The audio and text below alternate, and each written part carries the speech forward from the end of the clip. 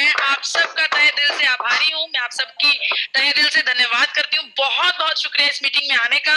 जो लोग पहली बार इस मीटिंग में आ रहे हैं उनको भी मैं तहे दिल से शुक्रिया अदा करती हूँ। जैसा कि आप सब लोग जानते हैं कि ये एक श्रृंखला है, 8 दिनों की लगातार श्रृंखला, जिसमें रोजाना हम नई नई चर्चा करते हैं। पहली चर्चा दूसरी चर्चा से बिल्कुल अलग रहती है।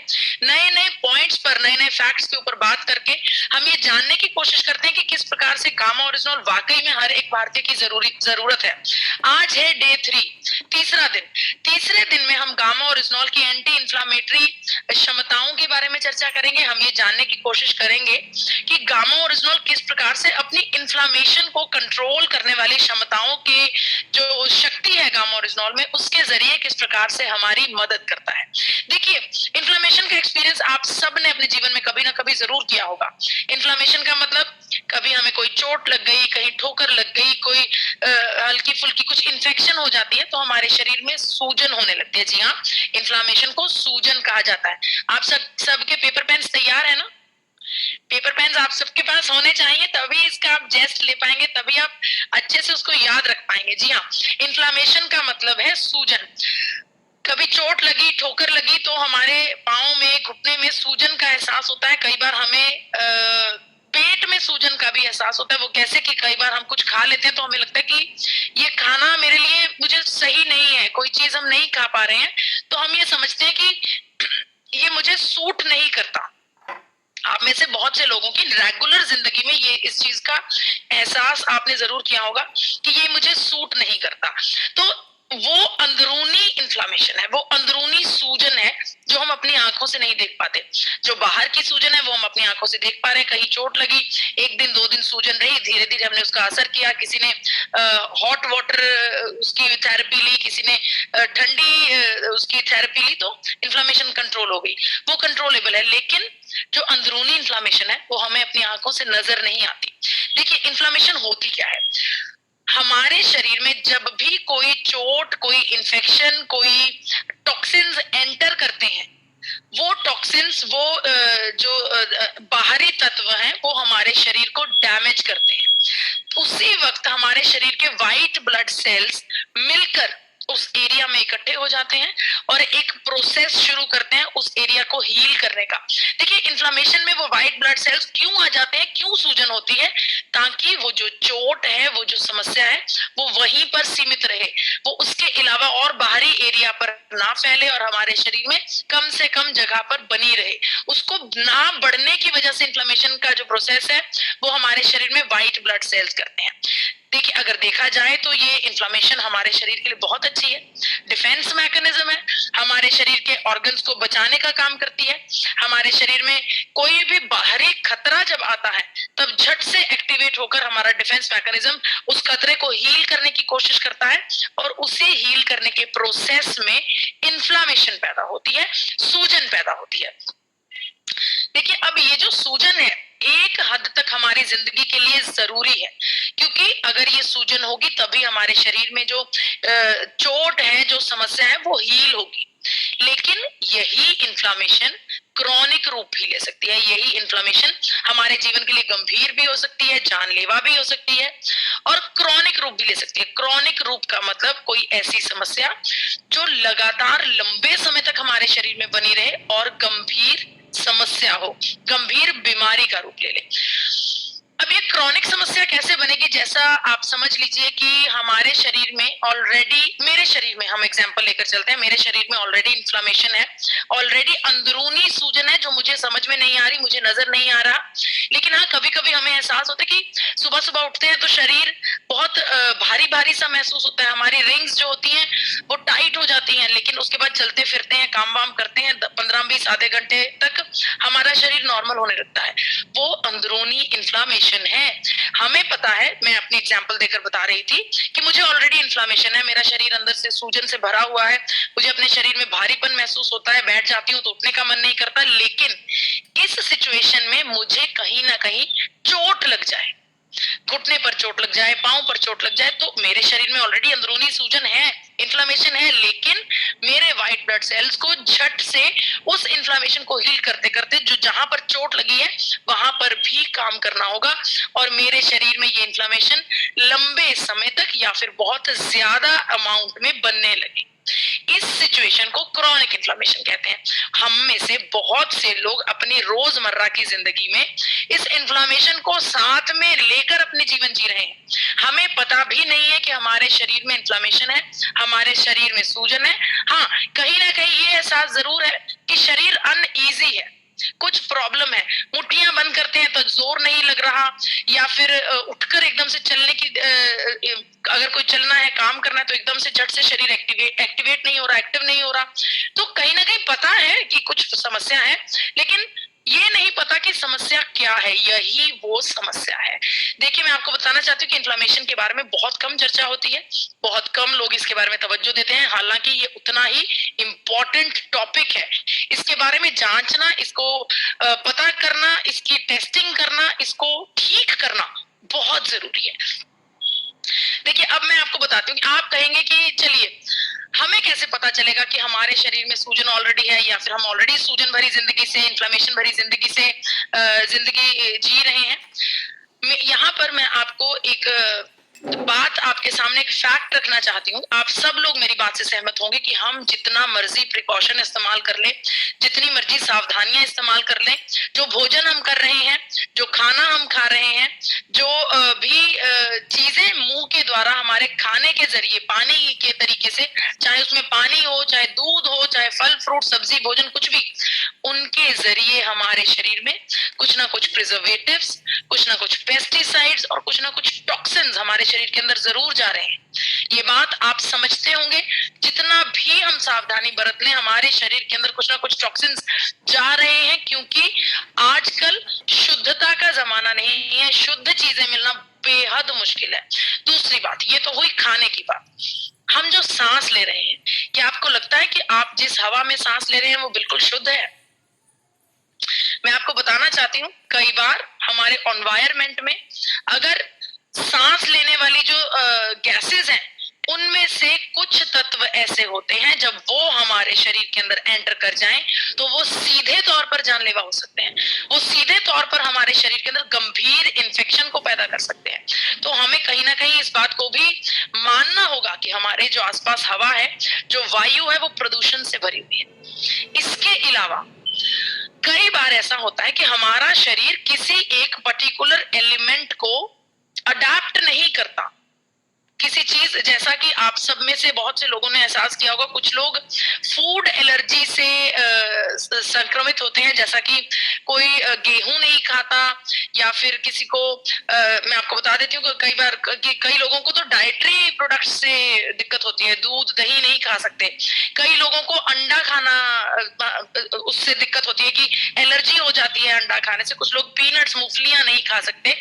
बहुत से लोग फिश, ठीक है, फिश का मतलब ये नहीं कि आप, जो लोग वेजिटेरियंस हैं वो डेफिनेटली फिश नहीं खा सकते, लेकिन कुछ लोग ऐसे होते हैं कि जो नॉन वेजिटेरियन होने के बावजूद उनको फिश सही नहीं बैठती, उनके शरीर में अच्छे से अडाप्ट नहीं होती। अगर फ्रूट्स की बात करूं तो अनेकों लोगों को हम जानते हैं जो लोग सिट्रिक फ्रूट नहीं खा सकते।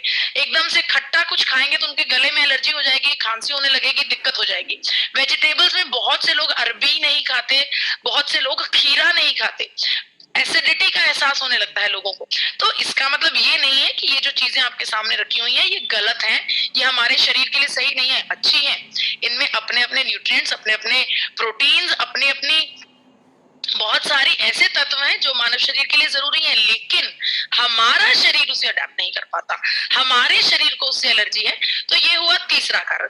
तो अब आप मेरे को एक बात बताइए कि जब हम खाने वाली चीजें शुद्ध नहीं मिल रही, हमें वायु शुद्ध नहीं मिल रही, और कई बार हमें ये नहीं पता होता कि कौन से सब्सटेंस से हमारे शरीर को एलर्जी है। आप में से, आप खुद सोचिए, हम 500 के पार लोग हैं, आप में से कितने लोगों ने एलर्जी टेस्ट करवाया है? कितने लोगों को पता है कि हमारे शरीर को किस चीज से एलर्जी है? नहीं करवाया। करवाते हैं, हम हमें नहीं पता होता, लेकिन हाँ हम अपने जीवन से ये समझ लेते हैं कि मैं खीरा नहीं खा सकती या मैं एप्पल नहीं खा सकती, वो मुझे माफक नहीं है, वो मुझे सूट नहीं करता। हम उसी अपनी सेंस पर, हम अपनी आइडियोलॉजी पर चलते हैं। लेकिन इन तीनों सिनेरियोज में, वायु प्रदूषण, खाने पीने की चीजों में प्रदूषण और एलर्जीज, इन सब के जो एनवायरमेंट में हम रह रहे हैं, हर एक भारतीय को क्रॉनिक इन्फ्लामेशन होने का जो खतरा है वो लगातार रोजाना बन रहा है। रोजाना हम प्रदूषण भरी वायु में सांस ले रहे हैं, रोजाना हम बहुत सी ऐसी चीजों का सेवन कर रहे हैं जो शुद्ध नहीं है। देखिए, इन्फ्लामेशन को इतनी तवज्जो क्यों दी जा रही है, इतना इसको क्यों इम्पोर्टेंट है कि हमें इसके बारे में बात करनी पड़ रही है। इसको सिर्फ सूजन लेकर ना चलिए, हल्की फुल्की सूजन ना समझिए। मैं आपको बताना चाहती हूँ कि ये सूजन हमारे शरीर में बहुत सी बीमारियों को पैदा कर सकती है। ये हमारे शरीर में डायबिटीज क्रिएट कर सकती है, लंग्स की समस्या पैदा हो सकती है और कैंसर। यहाँ पर मैं आपको बताना चाहती हूँ कि कैंसर सेल्स को एक्टिवेट करने का पहला रीजन इन्फ्लामेशन बताया गया है। इसके अलावा हमें हृदय की समस्याएं हो सकती हैं, अल्जाइमर्स पैदा हो सकते हैं, न्यूरोलॉजिकल डिसऑर्डर्स हो सकते हैं, अर्थराइटिस की समस्या हो सकती है, हमारा ऑटो इम्यून सिस्टम भी डिस्टर्ब हो सकता है इस एक इन्फ्लामेशन की वजह से। तो बेहद इंपॉर्टेंट है इसे समझना। और यहाँ पर एक मिथ को मैं तोड़ना चाहती हूँ। बहुत से लोगों को ये लगता है कि इन्फ्लामेशन ये तो सिर्फ मोटे लोगों को होती है, अरे हम तो पतले हैं, हमें कहाँ सूजन होगी, हमें नहीं हो सकती सूजन। ऐसा बिल्कुल भी नहीं है। इन्फ्लामेशन का आपके मोटे या आपके पतले होने से कोई कंसर्न नहीं है। आपके शरीर में अंदरूनी सूजन हो सकती है, आपके शरीर में बाहरी सूजन हो सकती है, इसका आपके मोटे और पतला होने से कोई कंसर्न नहीं है। दोनों प्रकार के लोगों के ऊपर बराबर रिस्क है क्रॉनिक इन्फ्लामेशन का, चाहे आप पतले हैं चाहे आप वजन से भारी हैं। यहाँ पर मैं आपको बताना चाहती हूँ, इन्फ्लामेशन की जांच करने के लिए अगर आप चाहें कि चलिए अगर इतनी गंभीर समस्या है तो इसकी जांच करवा लेते हैं, करवाना जरूरी भी है। देखिए, मेरा ये पर्सनल तौर पर मानना है कि अगर कोई समस्या है और उस समस्या के बारे में हमें पता है तो हम उसका हल कर सकते हैं, लेकिन अगर हमें उसका पता ही नहीं होगा तो हम हल किस तरह करेंगे। तो आप अपने, अगर आपको लगता है कि भारीपन महसूस हो रहा है या आपको डाइजेशन अच्छे से नहीं हो रही या फिर आपको अनईजी महसूस हो रहा है, तो आप अपना इन्फ्लेमेशन का टेस्ट करवा सकते हैं। इस टेस्ट को IgE टेस्ट कहा जाता है, टोटल इम्यूनोग्लोबुलिन ई टेस्ट। जी हाँ, इसको इन्फ्लामेशन टेस्ट कहा जाता है। इस टेस्ट के जरिए आपको पता लग सकता है कि आपके शरीर में कितनी इन्फ्लामेशन है।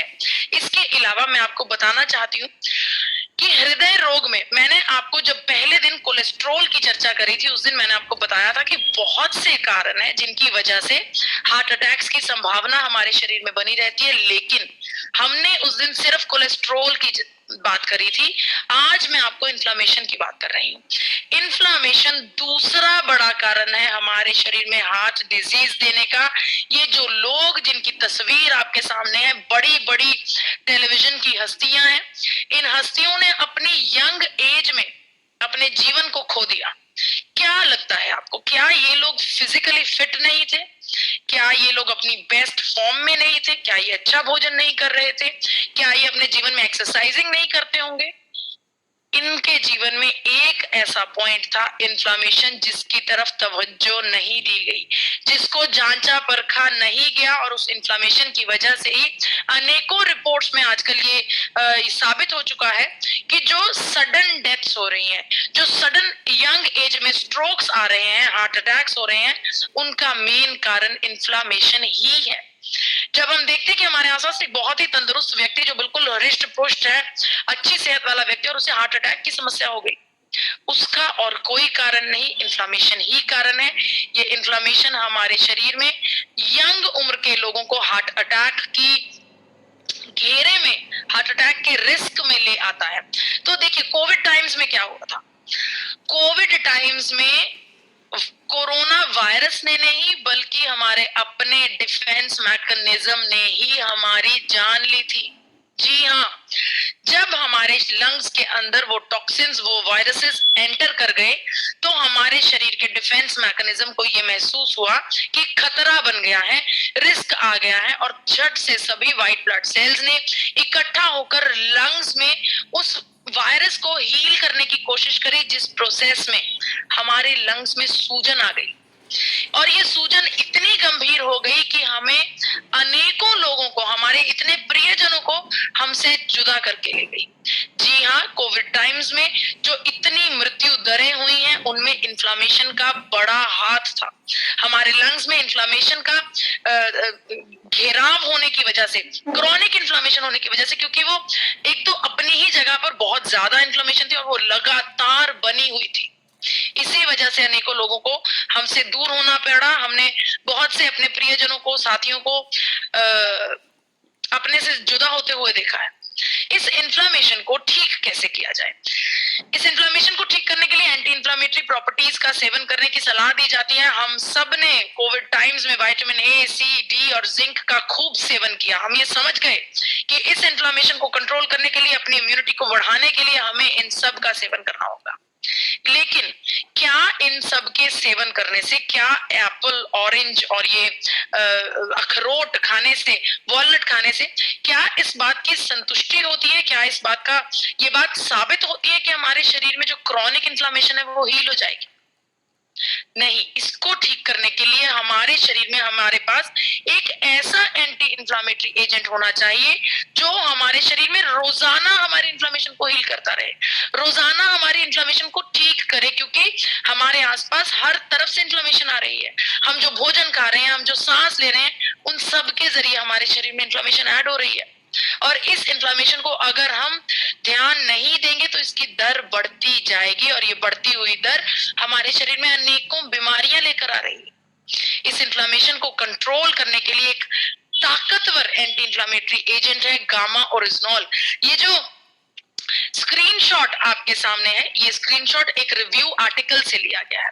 इस रिव्यू आर्टिकल में साफ तौर पर लिखा गया है कि हमारे शरीर में अलग अलग पाथवेज होते हैं। इन अलग अलग पाथवेज के ऊपर गामा ओरिजिनॉल एक्ट करता है, काम करता है इन पाथवेज के ऊपर, और इन पाथवेज के ऊपर जहां पर भी इन्फ्लामेटरी मार्कर्स गामा ओरिजिनॉल को नजर आते हैं, वो वहीं पर उनको रोककर इन्फ्लामेशन को कंट्रोल कर देता है।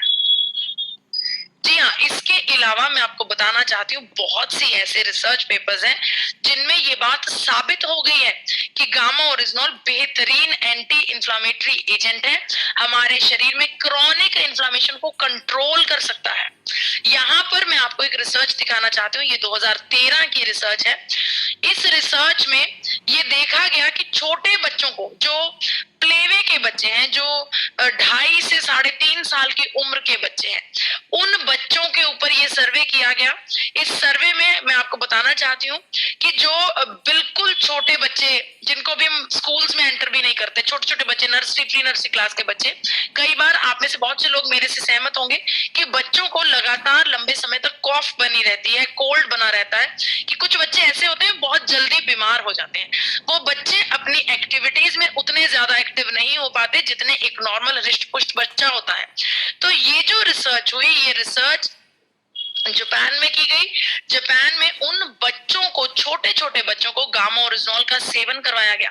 आप यहाँ पर देख पा रहे होंगे कि छोटे छोटे स्कूल जाने वाले बच्चों के ऊपर गामा ओरिजिनॉल का, प्री स्कूल चिल्ड्रन के ऊपर गामा ओरिजिनॉल का सेवन करवाया गया, और सेवन करवाने के बाद ये चीज देखी गई कि उनके अंदर लगातार रहने वाली कॉफ में बहुत ज्यादा फायदा हुआ। उन बच्चों की एक्टिविटीज में बहुत ज्यादा बढ़िया हो गए, वो बच्चे पहले से ज्यादा एक्टिव हो गए क्योंकि वो अंदर से इजी हो गए। उनके अंदर जो समस्या थी, जो कॉफ की समस्या थी, वो हील हो गई। अब वो अपने सारे काम पूरी कॉन्शियस के साथ, पूरे फोकस के साथ कर पा रहे हैं। देखिए, यहाँ पर ये जो रिसर्च है, मैं आग्रह करूंगी, अगर इस मीटिंग में कोई भी डॉक्टर, न्यूट्रिशनिस्ट या डाइटिशियंस हैं, प्लीज हमारी वेबसाइट पर जाइए www.original.in पर, वहां पर जाकर इस रिसर्च को जरूर पढ़िए। यहाँ पर दो चीजें साबित हो रही हैं। पहली बात तो ये कि हमारे शरीर में लगातार रहने वाली कोई समस्या, चाहे कोल्ड कॉफ है, उस समस्या को हील करने में गामा ओरिजिनॉल बहुत अच्छा काम कर रहा है। दूसरी बात, यहाँ पर ये साबित हो रहा है कि गामा ओरिजिनॉल छोटे बच्चों को भी दिया जा रहा है। जी हाँ, इंटरनेशनली गामा ओरिजिनॉल, छोटे बच्चों को भी गामा ओरिजिनॉल का सेवन करवाया जा रहा है और इससे ये साबित हो जाता है कि वाकई में गामा ओरिजिनॉल सबसे सेफेस्ट न्यूट्रास्यूटिकल है, जो कि जिसका उपयोग हम कर सकते हैं, जिसका भरपूर फायदा हम लोग ले सकते हैं। अलग अलग रिसर्च पेपर्स है, अगर मैं एक एक रिसर्च पेपर की चर्चा आपसे करने लगी तो बहुत सा समय निकल जाएगा। आग्रह करती हूँ कि हमारे यूट्यूब, हमारे इसका जो हमारा वेबसाइट है, वेबसाइट के ऊपर जाइए www.original.in के ऊपर हर एक रिसर्च पेपर की डिटेल जानकारी वहां पर दी गई है और इनको पढ़िए और इसके बारे में जानिए।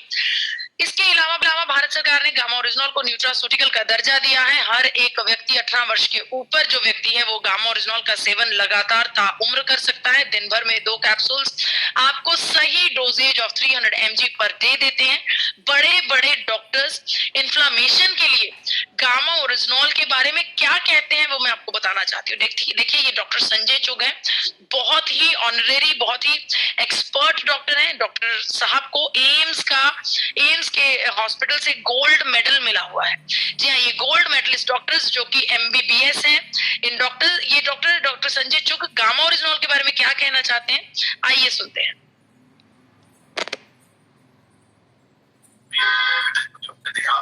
हार्ट में सूजन होती है, उसको इन्फ्लेमेशन कहते हैं, और बदन में सूजन हो सकती है, यानी कि बॉडी के अंदर सूजन हो सकता है, इसे इन्फ्लेमेशन कहते हैं।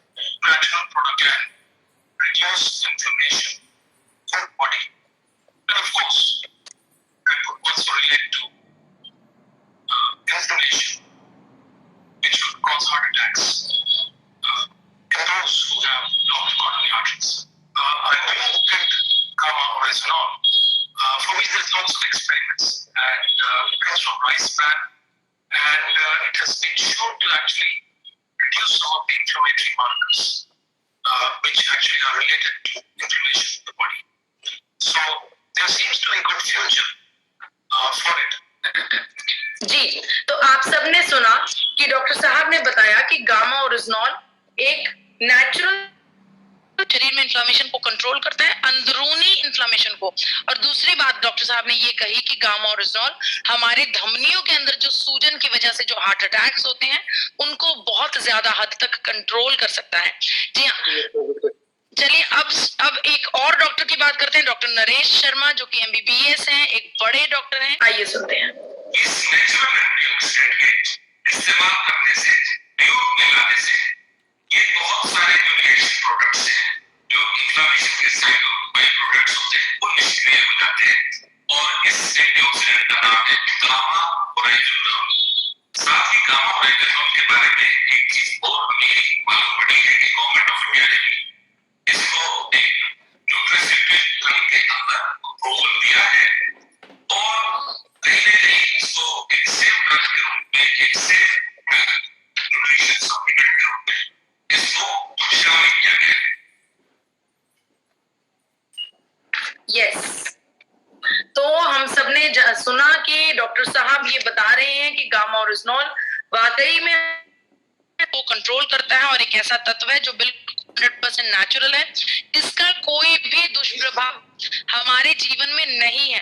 तो मेरा आप सबसे आग्रह है कि एक ऐसी इन्फ्लेमेशन की समस्या जो हमें नजर नहीं आती और जो हमारे बस में भी नहीं है, जिसको हम कंट्रोल नहीं कर सकते, हम जो अशुद्ध भोजन कर रहे हैं, जो सांस ले रहे हैं, उनके जरिए कुछ ना कुछ इन्फ्लेमेशन हमारे शरीर में हर नए दिन बनती रहती है। उस इन्फ्लेमेशन को कंट्रोल करने के लिए जरूरी है कि प्रिकॉशनरी तरीके पर, प्रिकॉशनरी तौर पर हम गामा ओरिजिनॉल को अपने डाइट में शामिल करें।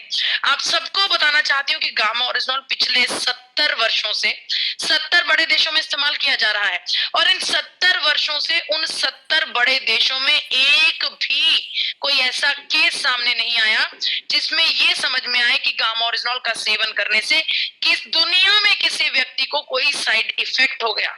जी हाँ, गामा ओरिजिनॉल का कोई भी साइड इफेक्ट नहीं है, ये हमारे शरीर में सर से लेकर पैरों तक फायदा ही फायदा देता है। तो मेरा आप सबसे आग्रह है कि अगर आप अपने शरीर के बारे में सोचते हैं, अगर आप अपने भविष्य के बारे में सोचते हैं, अपने परिवार को प्यार करते हैं, तो प्लीज अपना ध्यान रखिए, गामा ओरिजिनॉल का रोजाना सेवन कीजिए। इसके अलावा और हम क्या कर सकते हैं इस इन्फ्लामेशन को कंट्रोल करने के लिए? थोड़ी थोड़ी हमें अपने जीवन की आदतें बदलनी होगी। देखिए, हमें एंटी इन्फ्लामेटरी डाइट का प्रयोग करना होगा, हमें ज्यादा से ज्यादा कच्चे फल और कच्ची सब्जियों का सेवन करना होगा। इसके अलावा हमें उन चीजों का उपयोग करना होगा जिसमें हमें ओमेगा 3 फैटी एसिड्स मिलते हैं, यानी कि हम वॉलनट्स का इस्तेमाल कर सकते हैं, हम डिफरेंट प्रकार के नट्स खा सकते हैं, हमें होल ग्रेन यानी कि हमें उस आटे का उपयोग करना है जिसमें अनाज को छिलके के साथ होल रूप में लिया जा सकता है, उसका इस्तेमाल करना है। इसके अलावा हमें प्लांट बेस्ड डाइट खानी है, यानी कि हमें शाकाहारी जीवन बिताना है। और साथ ही साथ हमें ध्यान देना है कि हम हेल्दी फैट्स का भी इस्तेमाल करते रहें। ऐसा ना हो कि हम अपने शरीर को ध्यान देने के लिए बिल्कुल सब कुछ रोक दें, कोई तेल कुछ भी फैट्स हमारे शरीर के अंदर एंटर ना हो, ऐसा हमें नहीं करना है। हमें अच्छे फैट्स, अच्छे तेलों का इस्तेमाल करना है। और हाँ, आपको एक और बात बताना चाहती हूँ, हमारे भारत देश में ऐसे ऐसे मसाले हैं, ऐसी ऐसी चीजें हैं हमारे रसोई घर में जिनका इस्तेमाल करने से हमारे शरीर में इन्फ्लामेशन कंट्रोल होती है। और क्या नहीं करना है इसका ध्यान देना भी बहुत जरूरी है। सबसे पहली बात, रेड मीट नहीं खाना है।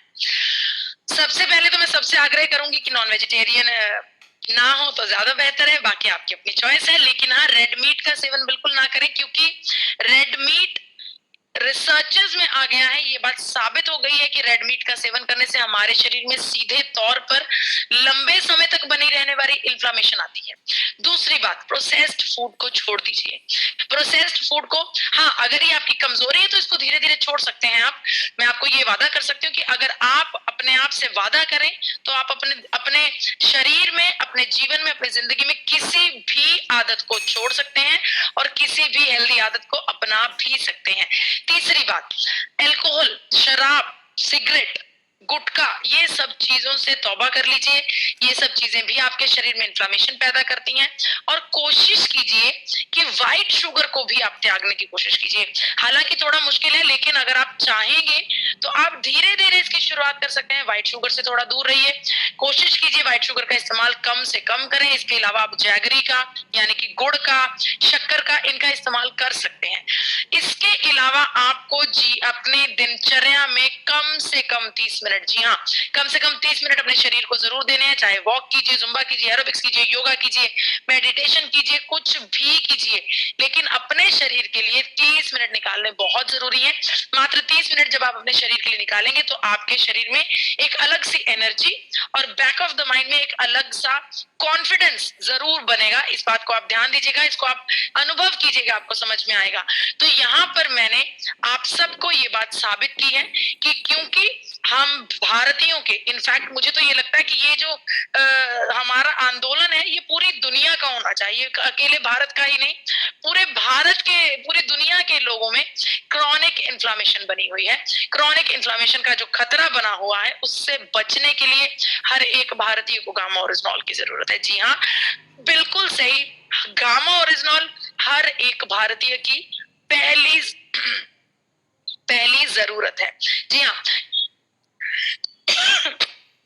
इसके अलावा अगर आपको ये चर्चा अच्छी लग रही है, आज डे 3 था, अगर आपको ऐसा महसूस हो रहा है कि इसमें बहुत इंपॉर्टेंट पॉइंट्स हम साझा कर रहे हैं, बहुत अच्छे अच्छे पॉइंट्स को हम समझने की कोशिश कर रहे हैं और ये नॉलेज आपके पास होनी चाहिए, तो इस नॉलेज को अपने पास हमेशा रखने के लिए इस किताब को आप ऑर्डर कर सकते हैं।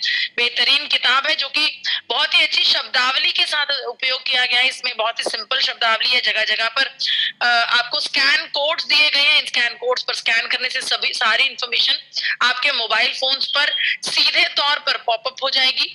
तो इसको आप अपनी टूल किट का हिस्सा बना सकते हैं। डायटिशियन निशा वशिष्ठ जी ने खुद स्पेशली आरसीएम परिवार के लिए इस किताब का इस किताब को लिखा है। और हालांकि मैं ये समझती हूँ कि आरसीएम परिवार रोजाना हजारों की तादाद में इस किताब का ऑर्डर दे रहा है, लेकिन यहाँ पर जांचना ये है कि आपके पास ये किताब पहुंची कि नहीं, आपने इस किताब का ऑर्डर दिया कि नहीं। इस किताब का ऑर्डर करने के लिए आप स्क्रीन पर दिए हुए नंबर पर कॉल कर सकते हैं 8847312706। दूसरी बात, एक बहुत ही खास अवार्ड फंक्शन जिसके बारे में आप सब लोग समझ चुके हैं। जी हाँ, इस अवार्ड फंक्शन में पहुंचने के लिए अलग अलग अवार्ड्स हैं। इसके बारे में डिटेल जानकारी आप अपने लीडर्स से ले सकते हैं। जी हाँ, जो लोग गामा ओरिजिनल के साथ पहले से काम कर रहे हैं वो इसके बारे में भरपूर जानकारी रखते हैं। अगर किसी को इंटरेस्ट है तो इसके बारे में आप अपने लीडर्स से बात कर सकते हैं। ये तो आप सबको मैं ये कहना चाहूंगी कि हमें अपना इस मीटिंग में जरूर आना है। कल बहुत ही इंपॉर्टेंट मीटिंग है। इस मीटिंग में बहुत ही गंभीर चर्चाएं होंगी। कल के दिन हम फिर से मिलेंगे डे 4 के लिए, और इसी के साथ मैं अपनी वाणी को विराम देती हूँ। मुझे इतने इत्मीनान से सुनने का बहुत बहुत शुक्रिया।